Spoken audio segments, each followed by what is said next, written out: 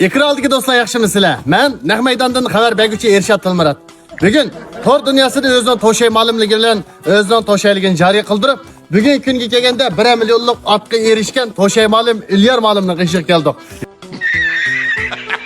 Ilyar ma'lum bo'lsa, nesini haqqi vasi yaxshidan nari qilmaydigan, do'yinda ot davolashning so'zisi to'shay ma'lumdan farq qilmaydigan, chapchal noyisining qo'rqinchi yesidiki, birdan bir yaxshi akimiz Ilyar aka yaxshimisiz? Teşekkürler.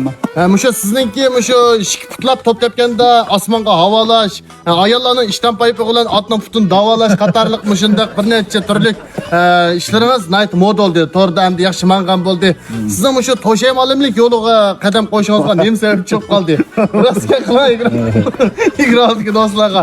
Rasmi yoki mushu to'g'ri da'vat qildiringiz yaqinmi? To'g'ri chaqchamaymiz. Ha, to'g'ri. To'g'ri. Unda siz to'shay ma'lum emas demoqchiman. Lekin bizning nazarimizda siz to'shay ma'lum bo'lasiz. Hamda gapni chiqib kelgan nima demoqchi deganda, bizning chapchal noyimizdan chiqqan birdan bir to'shay ma'lum Ilyar akam bugun o'ziniki bulto mana o'zinglar kaynimizni ko'rayotgandek, mushu kichikli o'sansan, chali o'sansan degan mushu ayg'irni kelganda. Hamda bir yil bo'lsa to'shay ma'lum mushu Jinxoshing mayi, Jinxoshing mayida mushu yaxshi jugagan yaya degan baytalni bo'yi qanchalik keldi?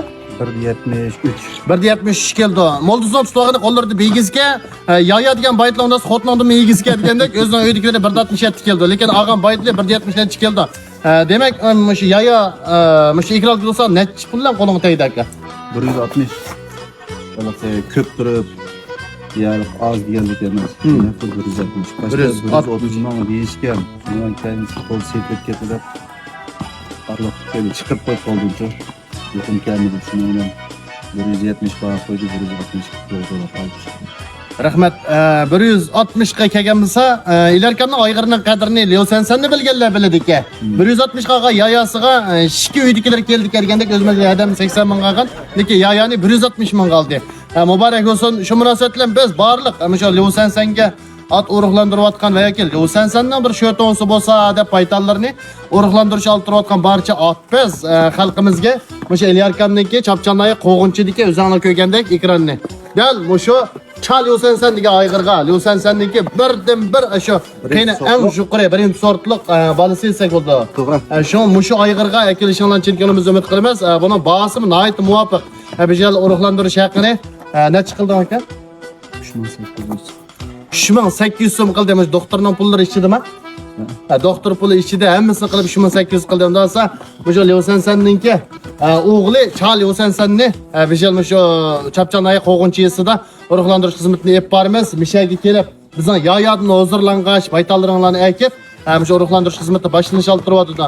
Undan so'ng bizning to'shay ma'lumlar yaxshi gaplarini anglab, atlarlarning futli yaralangan bo'lsa, bizning shu Erlerden payet mi? ayollarning erlarni foyda qilmaydi. Mana hay. Hayotda yaxshi yaxshisak, yaxshiliklar qayda qilmaydi. Ayollarning paypiga foyda qildi, erlarning foyda qilmaydi degandek, erlarning foyda qilmaydi ekan. Demakchi, undan so'ng biz barcha ot so'yar xalqimizni dal mushu Chal Lyosenson degan ayg'irimiz orqali bu yilgi urug'lantirish xizmatlarini kutib olamiz. Hammalarga ko'pdan-ko'p rahmat, hech kimga yetmasgan ziyon bilan zahmat. Chal Lyosensonni ayg'ir qittanligiga barcha qo'llaganlarga rahmat deganda ko'pdan-ko'p rahmatimizni aytamiz. Omon bo'linglar azizlar. Havoga. Yana birni. Hey.